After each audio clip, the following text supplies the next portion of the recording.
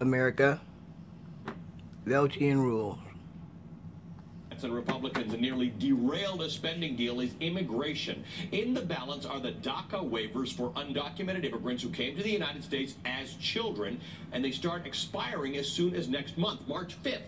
Donald Trump has offered a path to citizenship for these dreamers, but one of his demands would get rid of a central tenet of our immigration system that is meant to keep families together. Under the current broken system, a single immigrant can bring in virtually unlimited numbers of distant relatives. Now, that was said in President Trump's State of the Union address, but for fact's sake, what's he talking about? President Trump is calling for a complete overhaul of America's immigration system. He wants to gut family reunification, which he calls chain migration. That's the policy in which individuals sponsor family members who immigrate to the United States. White House officials would have us believe that legal immigrants are going around sponsoring dozens of second, third, and fourth cousins twice removed into the U.S. The way they tell it, there are extended immigrant families taking jobs away from native-born Americans. But that just isn't the case. First of all, there are real limits on who legal permanent residents can sponsor for immigration. Under current law, green card holders can only sponsor their spouses and unmarried children to join them in this country. U.S. citizens have a little more latitude.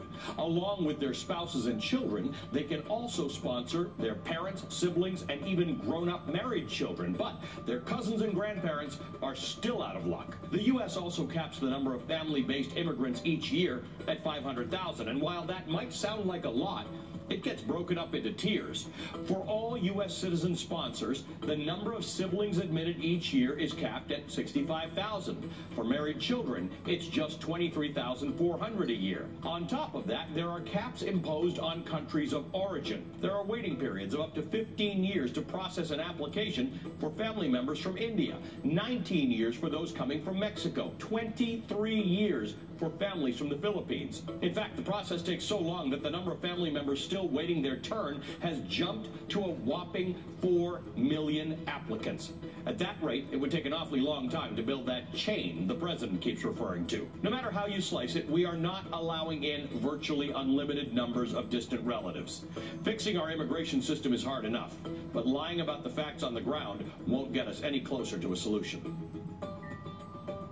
Ooh, all right, so one interesting thing. Hot fire. Well, it's such an important discussion. There are real facts around it. We can have that. I will tell you that the long lineups for Indians, Mexicans, and Filipinos and people from other countries are because we cap the number of people we'll take from any one country at 7% of the total. So those are countries that have a lot of people who want to come here. That's why they end up in a waiting list. So again, it's hard to imagine building a chain of people. It is really hard to immigrate to the United States. It is not hard to imagine what our workforce needs. There's a Pew study that says by 2035, adults born to native parents, Americans, are going to be dropping out of the workforce. Right. 8 million people, that is 6%. They're aging out. They will no longer be able to work. Every modern economy, we just don't have a lot of kids. So we're not replacing ourselves at that rate. So there is a reason we take immigrants. This White House has talked about not taking, reducing the number of legal immigrants. Bad for the economy. I feel like I have so many kids. I do. All right, coming up, remember Equifax?